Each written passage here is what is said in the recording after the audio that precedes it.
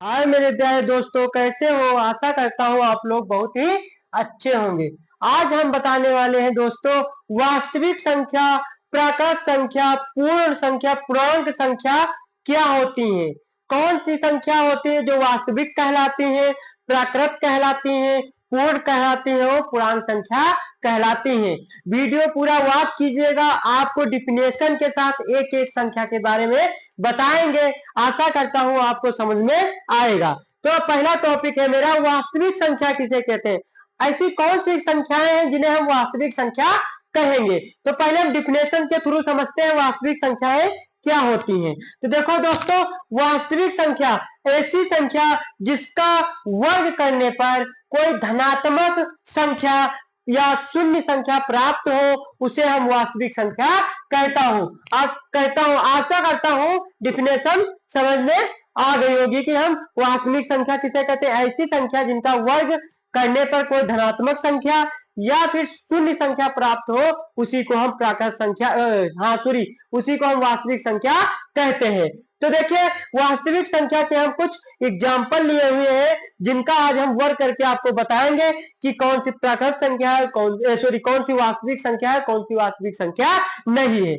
तो देखिए दोस्तों, पहला मेरा वन है। वन का हम वर्क कर लेंगे। तो देखिए, वन का अगर हम वर्क करते हैं तो वन का वर्क करने पर वन ही आता है और वन एक धनात्मक आया है। वन क्या है? धनात्मक संख्या है। तो कहा गया ऐसी संख्या जिसका वर्क करने पर धनात्मक आए वे वास्तविक संख्या होती है। तो देखो बच्चों, मैंने वन का जो है वर्क किया तो क्या आ गया? वन जो है धनात्मक आया है। वर्ग का मतलब होता है स्क्वायर करना। क्या होता है? स्क्वायर करना, यानी वन का स्क्वायर मतलब वन गुणे वन। तो वन गुणे वन करोगे तो कितना आएगा? तो वन आएगा। कितना आएगा? वन आएगा। किसी संख्या का स्क्वायर करने पे क्या आएगा? वन आएगा। ठीक है, अब देखिए, अब आगे वन आया। अब देखो, हम अंडर रूट का स्क्वायर करेंगे। अगर दूसरी संख्या मेरी रूट का स्क्वायर करेंगे। अब ये देखता हूं वास्तविक संख्या है या नहीं। तो देखिए, रूट का स्क्वायर कर रहा हूं तो अंडर रूट दो का स्क्वायर कर लो। तो जब अंडर रूट दो का स्क्वायर करते हैं हम लोग, तो क्या करते हैं? अंडर रूट दो गुणे अंडर रूट दो, रूट से रूट कैंसिल हो जाता है तो मेरा क्या आ जाता है? टू आ जाता है। तो अंडर रूट का जब स्क्वायर करेंगे तो मेरा टू आएगा। टू भी एक धनात्मक संख्या है, यानी कि ये क्या है? एक वास्तविक संख्या है। ये भी वास्तविक संख्या है। अब माइनस टू को, अब तीसरा देखो क्वेश्चन मेरा क्या है? माइनस टू का स्क्वायर करेंगे। अब माइनस टू का स्क्वायर करने पे तो क्या होगा? माइनस टू का स्क्वायर करेंगे तो माइनस टू माइनस गुणे माइनस टू, तो माइनस क्या हो जाएगा? माइनस माइनस माइनस हट जाएगा और दो दुनी कितना आ जाएगा? चार आ जाएगा। कितना आ जाएगा? चार आ जाएगा। माइनस हट गया तो अंडर रूट दो, क्या अंडर रूट दो भी एक माइनस रूट रूट सॉरी, जब माइनस दो का भी वर्ग करेंगे तब भी क्या? एक धनात्मक संख्या प्राप्त होगी। एक धनात्मक संख्या प्राप्त होगी। इसी तरह हम चौथे क्वेश्चन को करेंगे। चौथा क्वेश्चन अगर मेरा दोस्तों माइनस रूट फाइव है। अब माइनस रूट फाइव का जब हम वर्क करेंगे, जब माइनस रूट फाइव का वर्क करेंगे तो मेरा आ जाएगा बच्चों माइनस, क्या आ जाएगा? माइनस, तो मेरा रूट तो मेरा फाइव आएगा। कितना आएगा? फाइव आएगा, क्योंकि रूट से रूट कैंसिल हो जाएगा और माइनस माइनस क्या हो जाता है? प्लस हो जाता है। माइनस माइनस क्या हो जाता है? माइनस माइनस प्लस हो जाता है। माइनस को गुणा माइनस से करोगे तो क्या आ जाएगा? प्लस हो जाएगा। तो रूट माइनस की अगर स्क्वायर करेंगे तो फाइव आएगा। तो फाइव एक दोस्तों मेरा क्या है? वास्तविक संख्या है। अब पांचवा सवाल मेरा है, पांचवा क्वेश्चन है, अगर हम माइनस अंडर रूट रूट में माइनस फाइव का स्क्वायर करें। अगर रूट में माइनस फाइव का स्क्वायर करें तो रूट हट जाएगा, लेकिन माइनस फाइव रहेगा। रूट से रूट कैंसिल हो जाएगा और माइनस रूट के अंदर माइनस लगा है तो वो जो है माइनस माइनस प्लस नहीं होगा। तो ये एक वास्तविक संख्या नहीं है। आशा करता हूं समझ में आ गया होगा वास्तविक संख्या किसे कहते हैं। ऐसी संख्याएं जिनका हम वर्ग करते हैं, वो फिर वर्ग करने पर धनात्मक या शून्य संख्या प्राप्त होती है, उसी को हम वास्तविक संख्या कहते हैं। अब वास्तविक संख्या में चाहे भिन्न संख्या आ जाए, कोई भिन्न संख्या भी आ सकती है और कोई परिमेय और अपरिमेय संख्या भी वास्तविक संख्याएं हो सकती है। केवल हम क्या समझाने की कोशिश कर रहे हैं कि उस संख्या का वर्ग करने पर जब कोई संख्या धनात्मक या शून्य आए उसी को हम वास्तविक संख्या कहते हैं। आशा करता हूँ वास्तविक संख्या समझ में आ गई होगी। अब हम समझाएंगे प्राकृत संख्या क्या होती है बच्चों। हाँ मेरे प्यारे बच्चों, मेरे प्यारे दोस्तों, अब दूसरा है मेरे प्राकृत संख्या। देखिए प्राकृत संख्या जिसे हम इंग्लिश में कहते हैं नेचुरल नंबर, प्राकृत संख्या जिसे कहते हैं नेचुरल नंबर दोस्तों। तो नेचुरल नंबर क्या होते हैं, प्राकृत संख्या क्या होती है, गिनती में प्रयुक्त होने वाली संख्याओं को हम प्राकृत संख्या कहते हैं। जैसे 1 2 3, जैसे 1 2 3 4 5 6 7 8 इन्फिनाइट, इन्फिनाइट अनंत तक जितनी गिनती में प्रयोग होती है उन संख्याओं को हम प्राकृत संख्या कहते हैं। और सभी प्राकृत संख्याओं को समुच्चय n से प्रदर्शित किया जाता है। सभी प्राकृत संख्याओं को समुच्चय n, सभी प्रकार संख्याओं को समुच्चय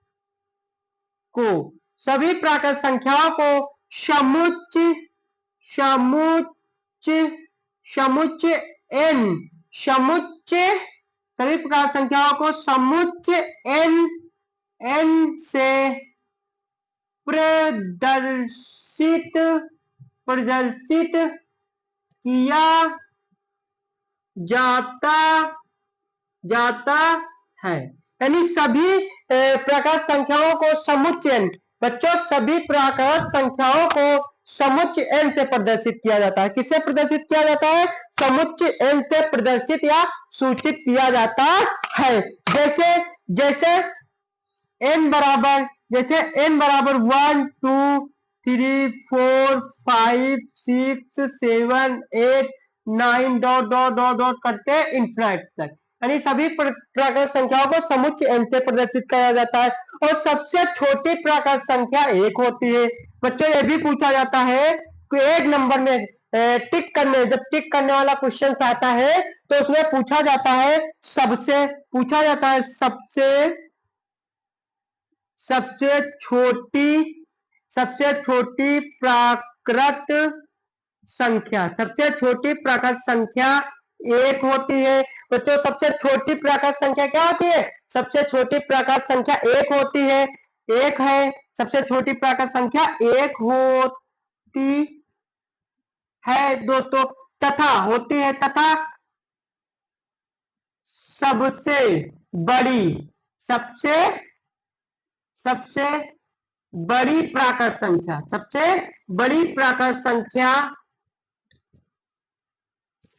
सबसे बड़ी प्राकृत संख्या जो होती है वो अनंत तक होती है। हमको पता नहीं होता है कि सबसे बड़ी प्राकृत संख्या क्या होती है।